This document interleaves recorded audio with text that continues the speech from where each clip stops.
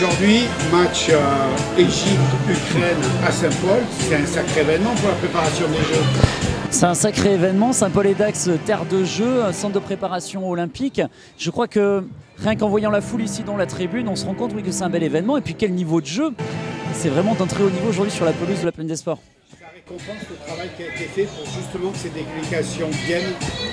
C'est tout sauf un hasard que nous accueillons aujourd'hui 4 délégations en préparation à Saint-Paul-et-Dax, puisque nous avons également le Congo et le Mozambique sur des sports tels que l'athlétisme, la natation, le ping-pong, on amène de la voile, alors ils vont ailleurs se préparer également pas qu'à Saint-Paul, la boxe bien évidemment, et puis le football, c'est une très belle organisation, une très belle logistique qui nécessite d'être très rodé en fait pour que ça fonctionne, des conditions de sécurité particulières lorsqu'on reçoit une équipe comme l'Ukraine, mais vous voyez, tout le monde est au rendez-vous et puis un mélange avec nos habitants, avec la foule, ce sont les fêtes de Saint-Paul en plus en ce moment, tout ce beau monde se mélange pour le bonheur de tous.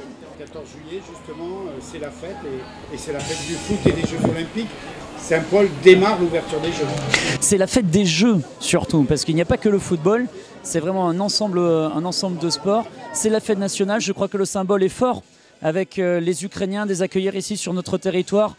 L'Ukraine pour qui nous avons voté des dispositifs pour les soutenir, y compris ici sur notre ville. Ils sont présents avec nous. On a eu des échanges justement particulièrement intéressants et forts entre nos deux pays, nos deux nations et puis nos populations. Vous avez vu que la communauté ukrainienne est très présente ici sur le territoire et est venue soutenir en plus l'équipe d'Ukraine. On se rend compte qu'il y a une forte population et que pour eux c'est un moment de bonheur et on sent que les joueurs sont quand même en mission. Ils sont en mission, ils sont tous rentrés avec le drapeau ukrainien sur les épaules comme ils le feront sur l'ensemble de la compétition. C'est bien normal lorsqu'on est dans un pays en guerre, lorsqu'on est attaqué, lorsqu'on est une victime et que tous les jours des civils prennent des bombes sur la figure. Eh bien on comprend tout à fait en fait cet esprit ukrainien qui est de montrer la plus belle image d'eux-mêmes à travers le monde. Et aujourd'hui je crois que c'est un peu une fenêtre sur un ciel bleu ici à Saint-Paul-et-Dax. Est-ce que pendant les Jeux il y aura quelque chose de prévu au niveau de Saint-Paul ou non? On n'a pas de dispositif très particulier. Vous savez, on sort d'une période relativement intense. Entre les élections, les fêtes d'école, les événements sportifs, les fêtes de Saint-Paul-et-Dax. On va se poser la semaine prochaine, on va regarder ça dans le détail.